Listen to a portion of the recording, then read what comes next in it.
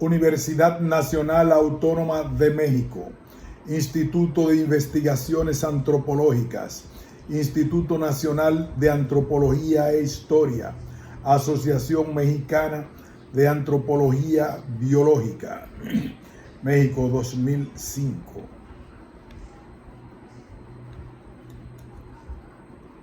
Comité editorial: Marco Antonio Cardoso Gómez, Patricia Olga Hernández Espinosa, María Teresa Jaén, Sergio López Alonso, Francisco Ortiz Pedraza, Carlos Serrano Sánchez, Luis Alberto Vargas Guadarrama, José Luis Veras Cortés.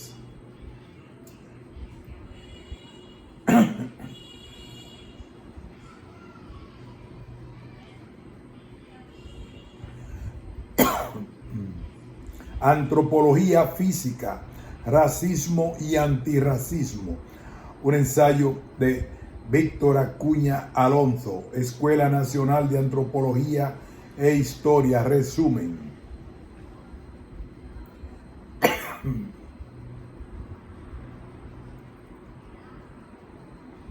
Desde sus orígenes, la antropología física tuvo una fuerte carga ideológica y política al explicar la diversidad humana de un modo jerarquizador.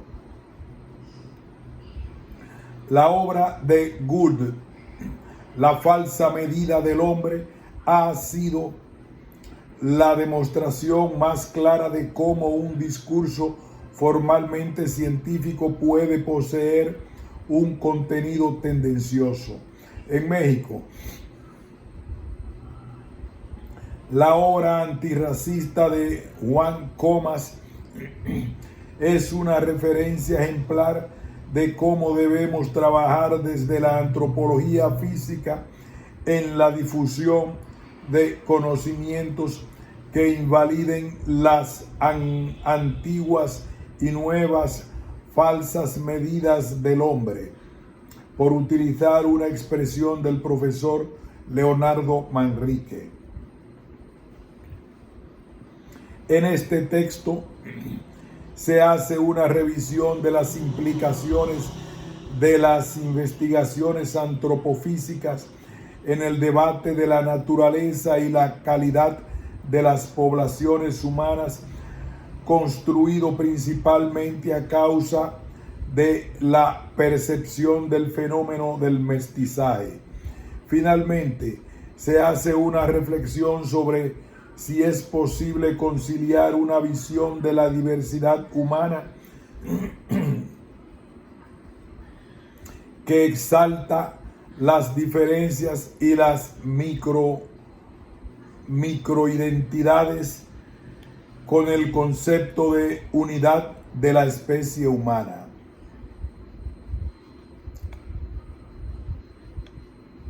Introducción. La relación entre racismo y antropología física es el tema de este texto, que busca despertar interés acerca del debate político y ético y en el que se ve involucrado el conocimiento antropofísico. El racismo es una actitud política. Bitloch, 1996. Que no es innata ni natural, manifestada por sectores sociales de algunas poblaciones al entrar en contacto con individuos identificados como diferentes. Desde el siglo XIX, en el contexto del colonialismo europeo, el racismo fue parte del leitmotiv de las ciencias antropológicas y utilizó métodos positivistas, la craneometría principalmente, para mostrar que las características físicas se relacionan directamente con la capacidad intelectual y la calidad moral. 2. Dividir a la humanidad en unidades discretas, distintas humanidades. Y 3. Establecer gradaciones que jerarquizan estas unidades según se acerquen a un ideal de verdadera humanidad o se alejen hacia formas degeneradas más próximas a lo animal. La relación entre racismo y antropología cambió pronto. El relativismo cultural, una perspectiva antropológica no jerarquizadora, originada con Boas, fue una respuesta importante ante el racismo que, sin embargo, persistió y llegó a constituirse como una política del Estado de regímenes fascistas que pusieron en práctica las fantasías eugenésicas de Gobineau. Tras la Segunda Guerra Mundial y hasta el presente, se ha realizado un esfuerzo internacional por difundir y desmitificar el conocimiento de la diversidad y evolución biológica humana. La producción antirracista ha sido enorme y es inabarcable. En México fue Juan Comas quien cumplió con la labor de desmitificación de la diversidad humana, justificando con argumentos científicos una postura antirracista. Su mayor mérito fue atacar los argumentos racistas sin por ello dejar de valorar las diferencias y la diversidad. La antropología física racista. El racismo consiste en esencia en el menosprecio de la humanidad del otro y se construye como una ideología con una estructura lógica, una función y una finalidad social que abordaremos entendiendo a la antropología racista como una antropología mitológica, según la definió Lipschutz, 1975, en su libro El problema racial en América Latina.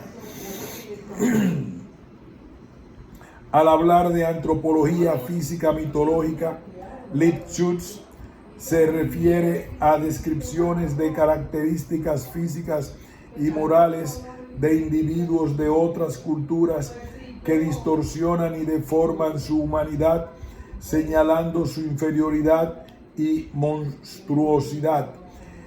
Este rebajamiento de la humanidad del otro, el extranjero, el colonizado, el explotado, etc., no es fortuito, pues obedece a una estrategia de construcción de una explicación irreal de su naturaleza, su esencia, su biología, de tal modo que se define la infrahumanidad de estas poblaciones como dada por la naturaleza y por lo tanto como inmutable. La percepción de la inferioridad del otro era una premisa psicológica indispensable para la justificación de la explotación del colonialismo y, según el momento histórico, la explicación mitológica de las desigualdades humanas ha sido expresada con formas literarias y un lenguaje formalmente científico, como el que emplearon los trabajos de craneometría del siglo XIX, Gould, 1997. Hay además otra antropología física mitológica, la que construye discursos históricos míticos acerca del origen y genealogía del grupo propio, exaltando las características que lo hacen especial. Así se inventa la continuidad de gloriosas razas ancestrales o la génesis de nuevas estirpes, productos del mestizaje de ancestros grandiosos. Un relato mitológico explica algún fenómeno de la realidad humana, pero tiene además una utilidad: justificar una serie de medidas políticas y jurídicas que consolidan la estructura de poder y tienen un profundo significado social clasista. En este sentido va la definición de Lipschutz de antropología física mitológica. Es una antropología física inventada ad hoc, destinada a servir a un grupo de hombres para el fin de la cohesión étnica, y enseguida destinada también a servir al grupo étnico ya señorial como instrumento de más fácil conquista y de dominación sobre otros grupos étnicos. Lipschutz, 1975. La definición utilitaria de la antropología física mitológica establece claramente que desempeña un papel dentro del colonialismo. La lógica dentro de la cual una descripción antropofísica contribuye a crear una idea del otro que justifica una desigualdad social se puede sintetizar en esta secuencia. 1. Descripción física fantasiosa e hiperbólica es una falsa medida del hombre. 2. Las características físicas están relacionadas causalmente con capacidades culturales. Al conectar las características físicas con las culturales, se establece una inmutabilidad de estas últimas. 3. Las características de la población descrita la hacen inferior en una jerarquía de calidad humana. 4. La inferioridad de las poblaciones justifica la injusticia social o la explotación. Se llega al extremo, como en el caso de los esclavos africanos, de deshumanizar hasta tal punto que primero se considera al otro como un recurso natural y posteriormente como una mercancía. La antropología física mitológica estuvo en el origen mismo de nuestra disciplina y desempeñó un papel importante para los argumentos racistas.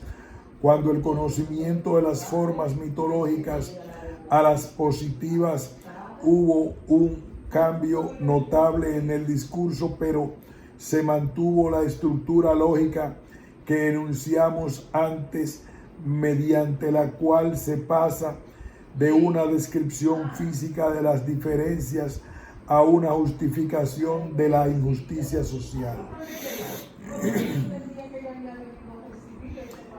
En estas bases teóricas y psicológicas del racismo, la información antropofísica es importante, pero ¿en qué momento se aplican estas ideas en la realidad social?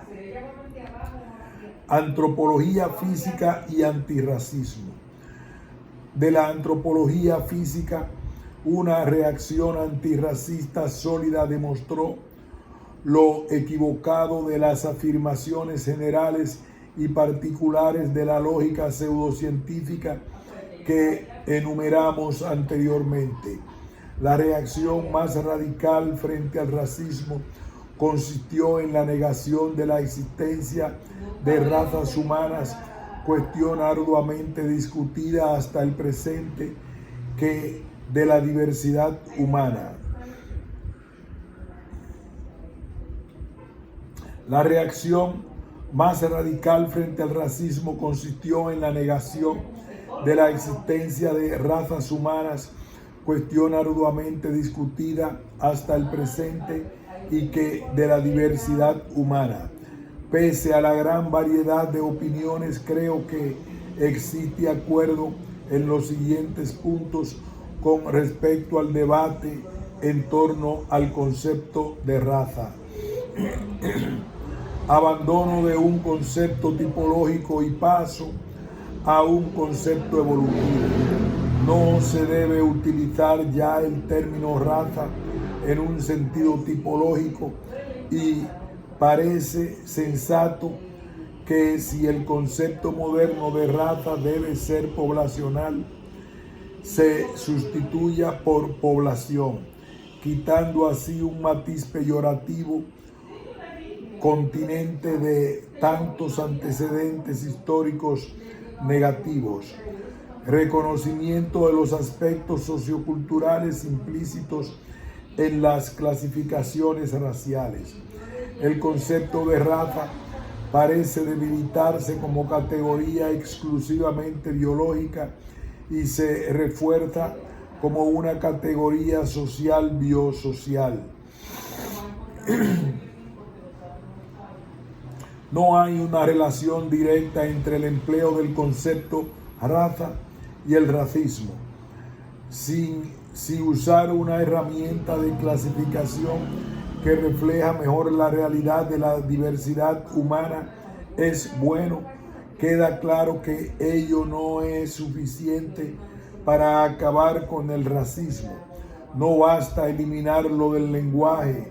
Los argumentos científicos no han sido suficientes para erradicar al racismo como componente ideológico de instituciones sociales, aunque ahora es condenado por el discurso políticamente correcto.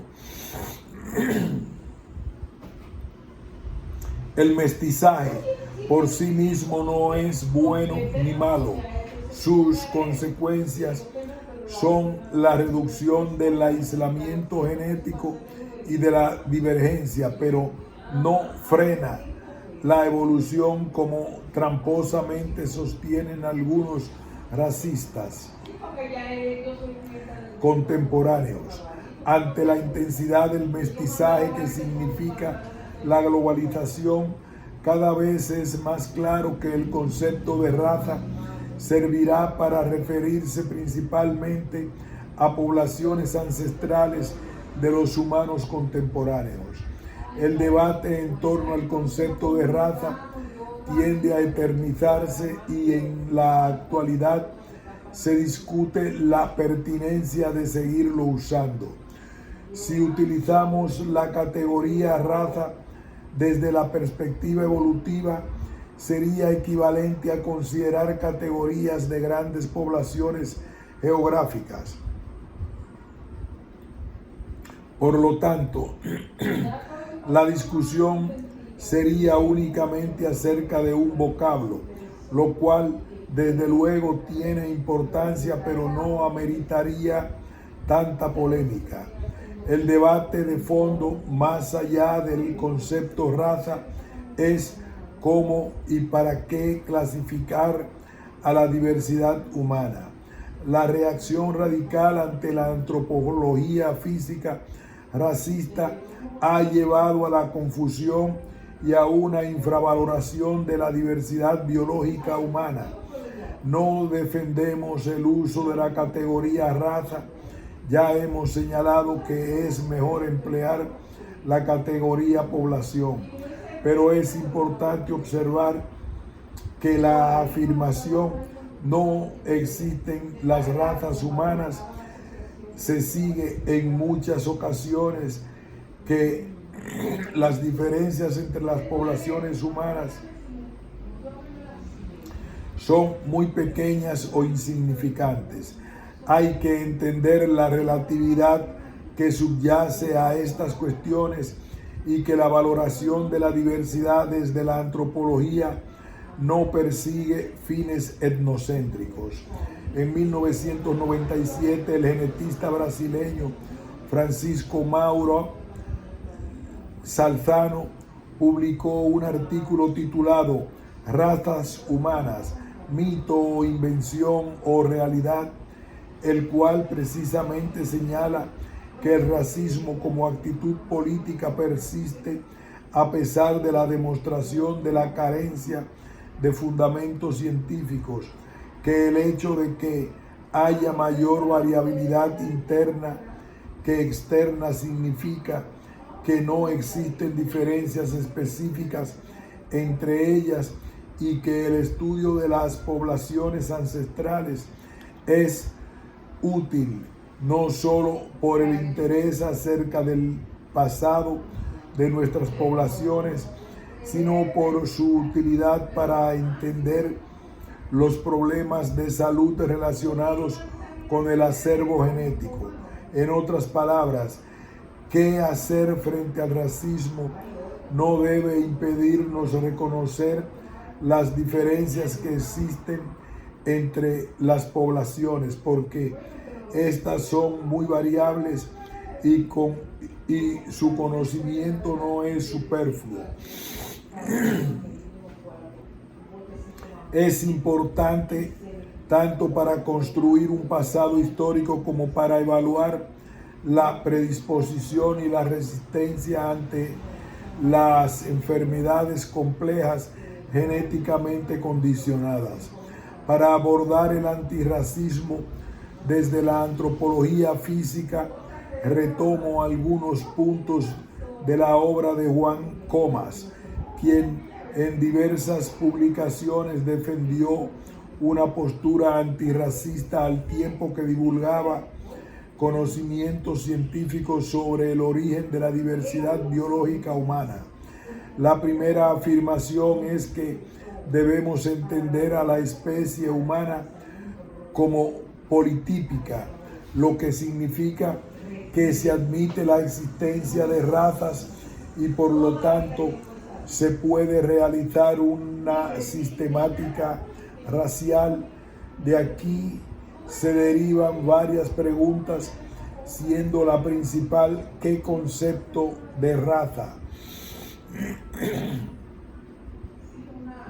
En un principio, Comas utilizó como tipológico, pero posteriormente, tras revisar los trabajos de Dobzhansky y Meyer, adoptó un concepto poblacional. Las poblaciones genéticamente son diferentes, se distinguen por sus valores medios en la frecuencia de ciertos genes y son entidades abiertas y dinámicas. Las razas son poblaciones variables o grupos polimorfos y entre ellos hay continuidad, por lo que los límites entre ellas se establecen de manera abstracta por parte de los antropólogos.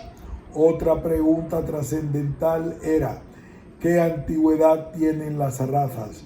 Al respecto, Comas siempre se inclinó por un origen monofilético reciente, rechazando las propuestas de Kohn, y probablemente sería partidario de las hipótesis concordantes con la propuesta moderna de Out of Africa.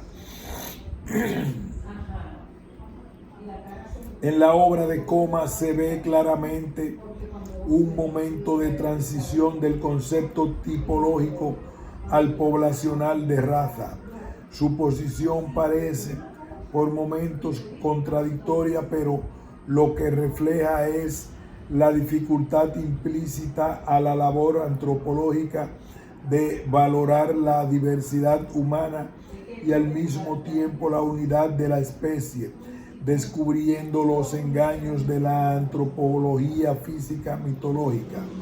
Para Comas, la humanidad, al igual que el resto de los seres vivos, podía clasificar mediante el uso de taxonomía objetivas y, por ejemplo, intentó hacer una clasificación racial de las poblaciones amerindias, usando caracteres morfológicos y sistemas sanguíneos. Al mismo tiempo, Comas divulgaba la visión de la diversidad humana contundente contra el racismo, rechazando las jerarquías racistas, los mitos de superioridad y de inferioridad de ciertas poblaciones, la falsedad de las ideas de pureza racial y los prejuicios contra el mestizaje. Este compromiso de Comas es ejemplar y tiene que ver con lo que se ha llamado función intelectual de la antropología, es decir, un deber ser que consiste en participar en el discurso político y público de manera activa, evaluando lo que se comunica en los medios y en las instituciones educativas acerca de la diversidad humana y fomentando la discusión acerca de la historia y los problemas sociales del racismo.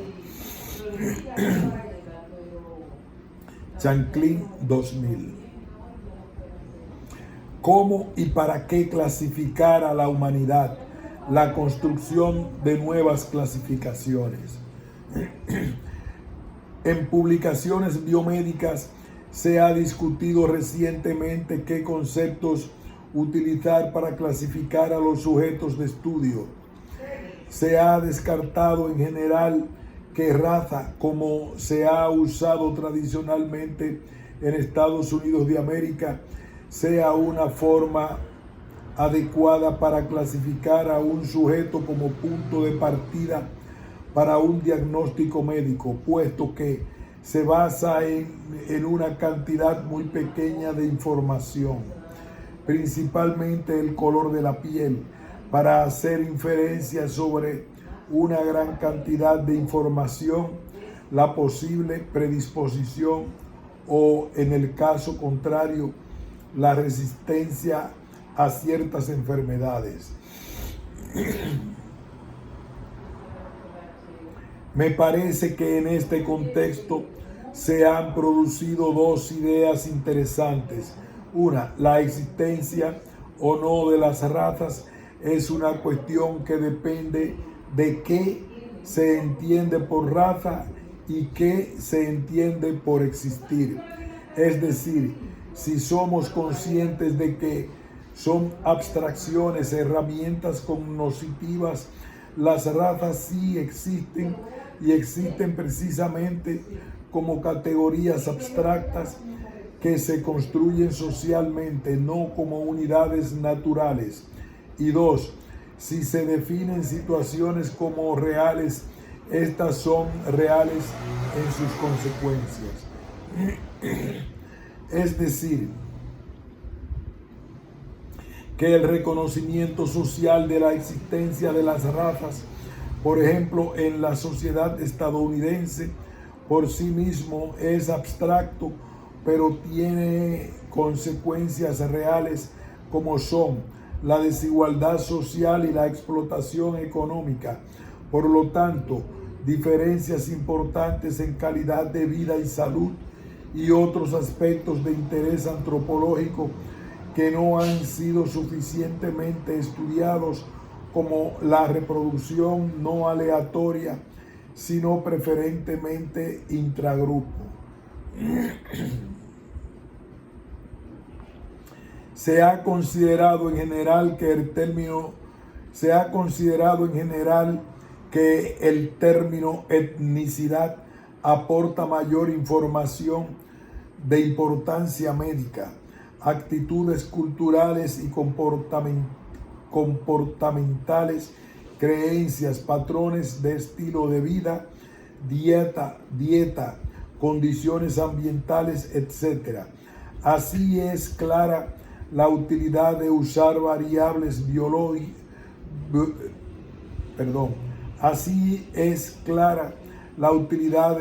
variables culturales en la medicina, pero podemos descartar los fenómenos biológicos, aún reconociendo la gran importancia de factores culturales ante ciertas enfermedades como el cáncer y la diabetes.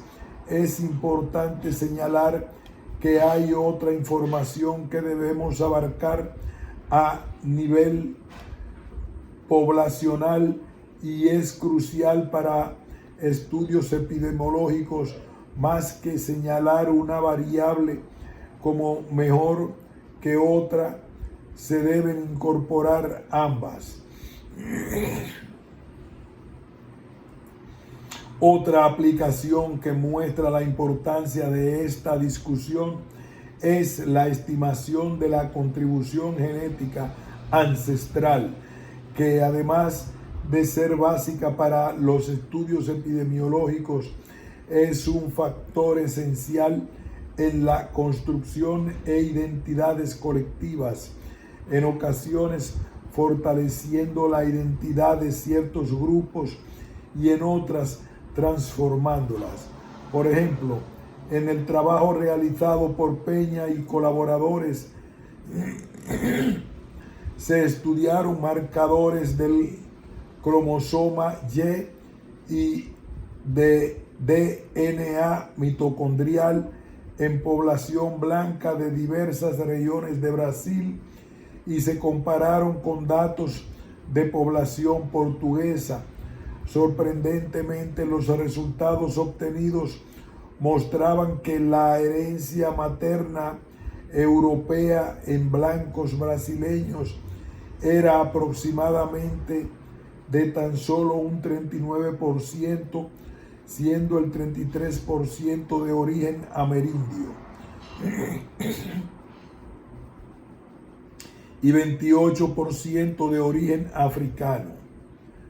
El hecho de que hayamos encontrado 33% de linajes maternos autóctonos nos permite calcular que alrededor de 45 millones de brasileños poseen DNA mitocondrial de origen amerindio. En otras palabras, aunque desde 1500 el número de nativos en Brasil se haya reducido al 10% del número original, de cerca de 3.5 millones a 325.000, el número de personas con DNA mitocondrial amerindio aumentó más de 10 veces.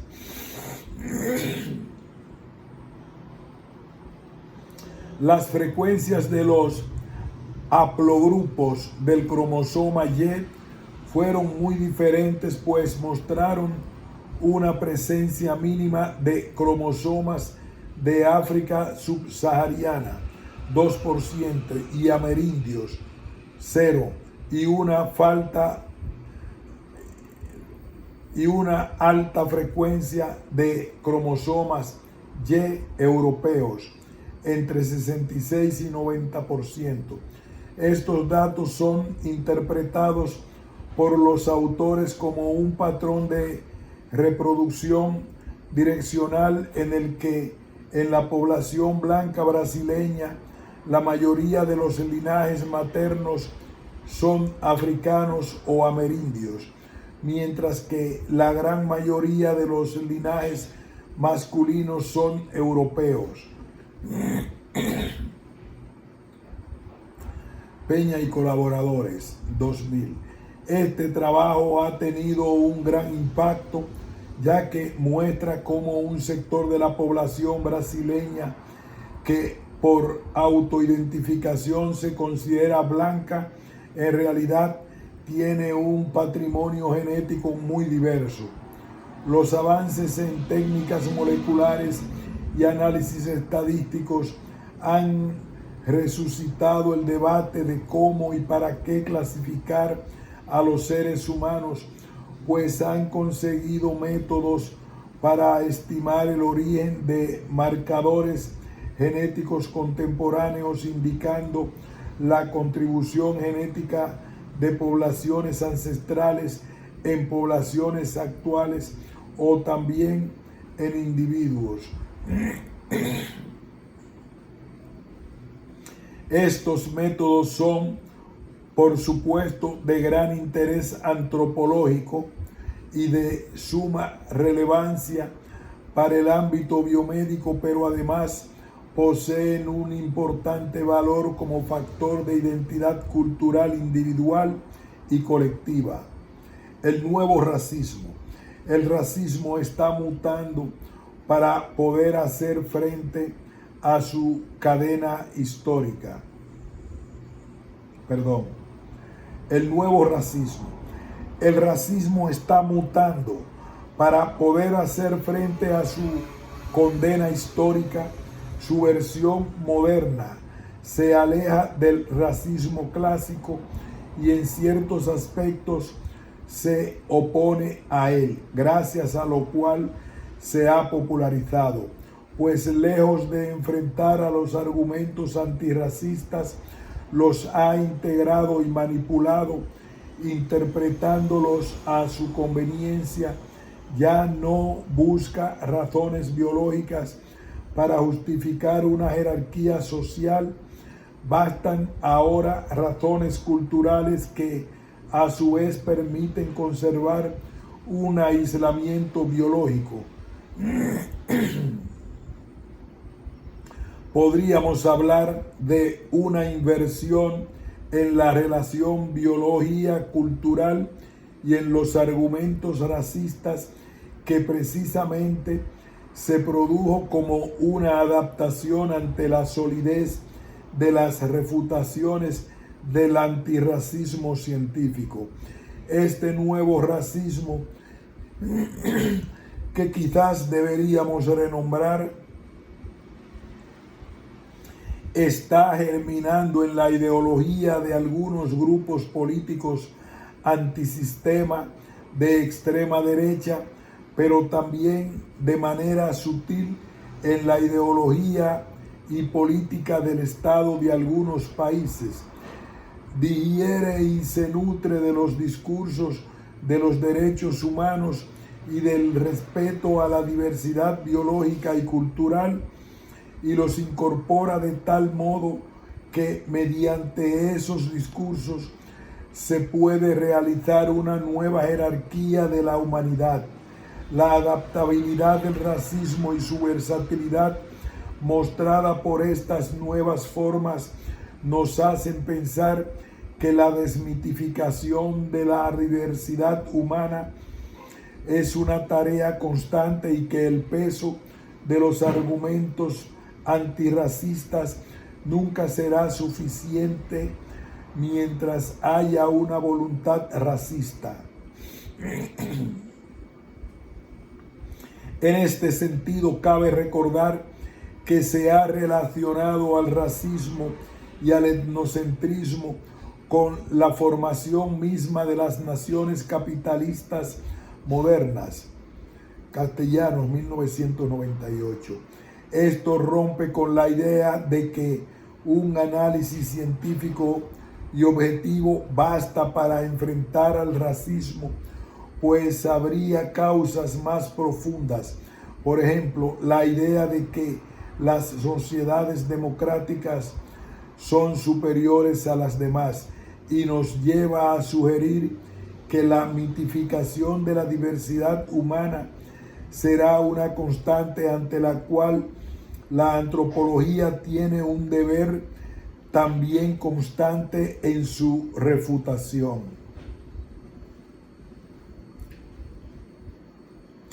Conclusiones. Hay una necesidad de vigilancia permanente de la información antropofísica que se produce y del conocimiento que se construye a partir de ella. En especial, hay que tener cuidado con la presencia en los discursos modernos de los mecanismos lógicos de la antropología física mitológica. El conocimiento antropológico tiene también sus aspectos mitológicos, lo que no significa que no puedan ser analizados y refutados. La reacción frente al racismo no nos debe llevar a dejar de lado la importancia de las diferencias interpoblacionales. Hace falta discutir en términos de ética qué papel desempeñamos en la construcción de identidades sociales, lo cual es inevitable, puesto que producimos un capital cultural y debe hacerse de manera responsable. Por otra parte, el hecho de que la demostración científica por sí sola no sea suficiente para terminar con los prejuicios raciales fortalece la opción del relativismo como la principal forma de oposición al racismo. La cuestión entonces es hasta qué punto el relativismo es aceptable para no caer en el absurdo de que todo es igual. Se trata una vez más de conciliar la variedad de unidad de la especie humana, para lo cual pensamos que es adecuado el ejemplo de la obra de Juan Comas, ya que sólo así se puede lograr un equilibrio entre la valoración de la diversidad con un enfoque particularista y relativista, y de la unidad con un enfoque comparativo y evolucionista y universal. El problema social del racismo, más que una cuestión de discursos y conceptos, es una cuestión de desigualdades económicas y sociales inherentes al modelo de desarrollo capitalista, lo que desde la antropología física podemos y debemos hacer es aclarar el alcance de... A veces me descargó mi celular y yo no me di cuenta. Lo que desde la antropología física podemos y debemos hacer es aclarar el alcance y operatividad de los conceptos y limitar su significado, de modo que no permitamos que se manipule la información científica. Fin de este ensayo.